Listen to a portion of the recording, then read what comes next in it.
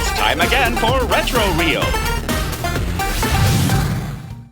Running! One of the oldest sports in the world. Millions of people run every day. And not just because they're being chased. No, they run for fun. I like to run. I like to run very long ways. I like to run and never stop running.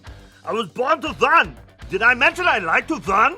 Dude, I like to run races, and I like to train, but I only like to train by running races. See, I'm training right now, and I'm running in a race. You can't tell the difference. Man, I love to run, especially along this here fence post. All you gotta do is run right next to it. Well, until you hit the barbed wire at the end. It's so peaceful out here, except for the airplanes. Actually, I'm not sure why they're out here. This is a runway. It's for running, not for airplanes. But as long as you don't get run over or landed on or knocked sideways because of all the wind, it's a wonderful place to run and train. So peaceful. Some people think running is just walking really fast. It's not. It takes a lot of commitment to be a runner because you have to make a plan of how you're going to train and then put that plan into practice. Heather and Arthur know all about that commitment because they've been training partners for over 25 years. We started training when I was 3. We had a set schedule. On Mondays, we'd run to the mailbox and back. Tuesdays, we'd run around the yard. Wednesdays, we'd had an off day. Then Thursdays, we'd have the dog chase us to work on our speed. Now we've added in stretching, like the T-stretch and swim stretch, and my favorite, the Canadian gooseneck lean back and bend over stretch. Always good. I wish we still had the dogs chase us around. Now that was real commitment and 100% motivating. Your plan can be different than others, like John's, who prefers to train and race simultaneously. Yeah, dude, I just combined the two. It may not be everyone's deal, but that plan works for me. Kind of like nachos. The key is putting it into practice and staying committed to what you came up with. Then you have some whose plan is so intense they almost can't quit running. Max is a super marathoner. His idea of stretching is a 5K, followed by an easy uphill sprint to his local grocery store where he picks up some honey buns. I feel like God made me to run. When you commit to something, you practice it, yeah? So I practice 2 things, running and living for God. Oh, and yodeling. So I practice 3 things. Running. It may be one of the oldest sports in the world, but it shows what someone can do with commitment, dedication, and a good pair of sneakers. And when you make a plan and put it into practice.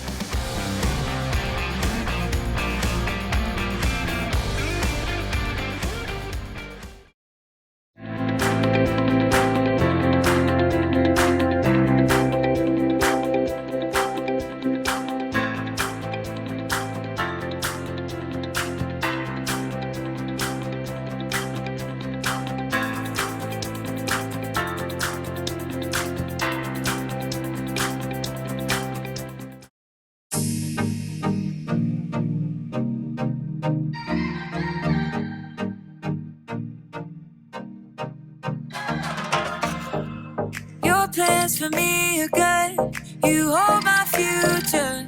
You're working all the time. You're the mountain mover. From sunrise to sunset, till the sun comes back up again. You're by my side. You started a good work in me. I know that you will complete it. You will see it through, yeah. I know that you're still working on me. And everything that you say you'll do, 'cause I believe that you are faithful, oh, you are faithful, oh, you are faithful. I'll trust your every word, 'cause I believe that you're working for my good. Yes, you're committed. From sunrise to sunset, till the sun comes back up again. You're by my side. You started a good work in me. I know that you will complete it. You will see it through, yeah. in everything that you say you'll do, 'cause I believe that you are faithful, oh, you are faithful, oh, you are faithful. You are my hope, you are my future, you are the mountain mover, you are faithful. You are my hope, you are my future, you are the mountain mover, you are faithful. You started a good work in me, I know that you will complete it, you will see it through, yeah.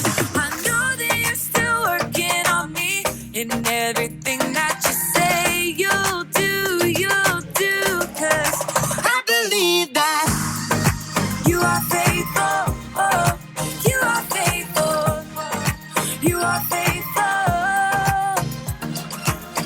oh, you are faithful, oh, you are faithful, oh, you are faithful.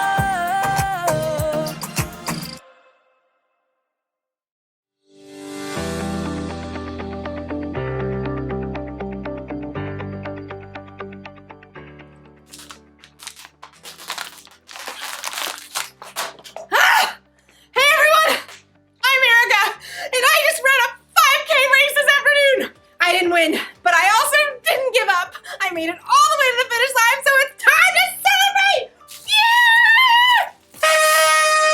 Oh man, I have been training all month for this race, so it has taken a lot of commitment. Commitment is making a plan and putting it into practice. I made a plan, and I practiced a lot. All that running.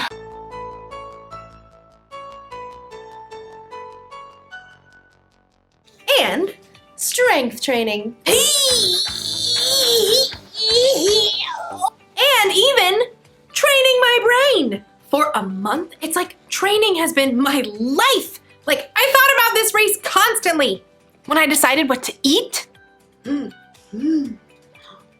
oh, when I chose how to spend my time,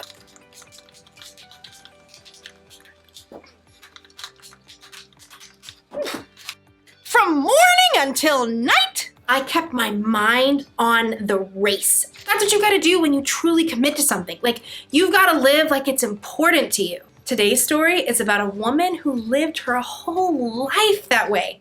I'll see you when you get back. I've gotta get this party started!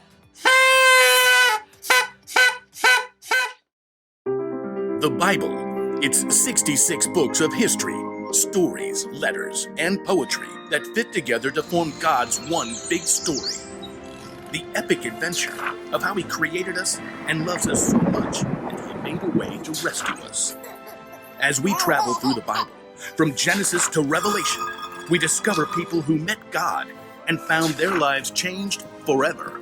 Now, for an amazing story, inspired by the book of Mark, chapter 12, verses 41 through 44. When Jesus rode into Jerusalem on a donkey the week before Passover, the crowds were excited. Hosanna! Blessed is the one who comes in the name of the Lord! Hosanna! The name of the Lord! But the religious leaders were not. He's turning the world upside down. We'll have to fix that, won't we? All week, the religious leaders sent men to try trapping Jesus with trick questions. Teacher, is it right to pay taxes to Caesar? Every time, Jesus gave a wise answer that caught them off guard. Give back to Caesar what belongs to Caesar, and give back to God what belongs to God. Jesus knew the religious leaders were so puffed up with pride, they didn't want people to listen to anyone else. Jesus even warned the crowds about them. Watch out for the teachers of the law. They love to have the most important seats. They take over the houses of widows. They say long prayers to show off. One afternoon, Jesus and his disciples visited the temple. They sat down to rest for a moment across from the box where people came to put money they offered to God. Perhaps the disciples, mostly poor fishermen themselves, were impressed by the rich men giving gifts. Check out his robes. I think they actually might be silk. Jesus watched the rich men dropping handfuls of gold coins into the box. He knew that, like the religious leaders, they were proud to show how important they were. Check this out, world. Money, money, money. Always sunny in a rich man's world. Even though these wealthy men were giving impressive amounts of money, Jesus knew they had so much, this was easy for them. Simply a drop in the bucket. Huh. She looks a little out of place. The next person in line clearly wasn't wealthy. In fact, her patched robe showed she didn't have an extra cent to spare.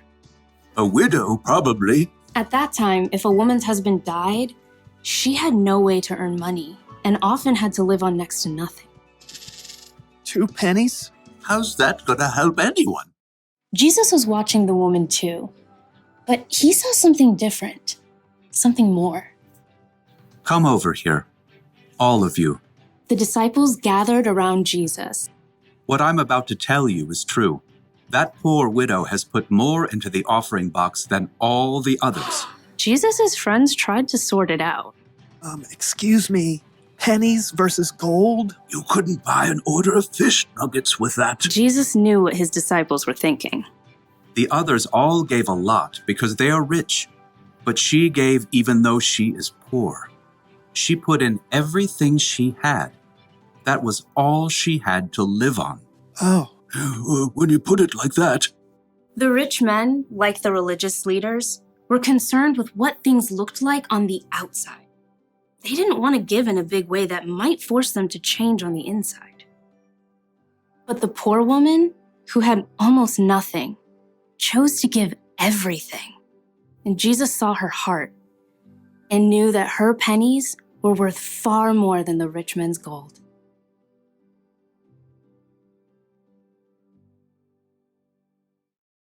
Nobody else thought a poor woman giving 2 small coins was a big deal.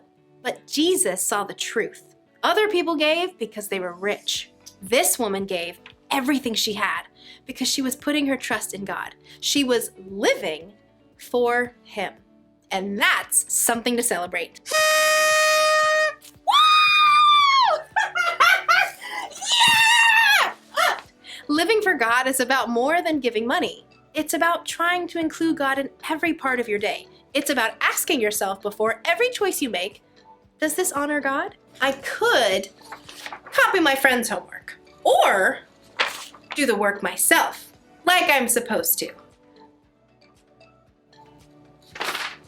I'm gonna do the work. Or ask yourself, does what I'm about to do show love to others? My friend didn't get me anything for my birthday. Should I get even by giving her nothing? Or should I forgive her? Well, I did already wrap it. She's gonna love it. If you ask yourself those questions, it'll help keep your mind on God. It'll help you think about how Jesus lived and loved others. This probably won't become a habit overnight. That's why the one thing to remember today is this: practice living for God. The more you practice asking yourself, does this honor God? And does this show love to others? The more natural it becomes. It feels good to commit to something and stick to it.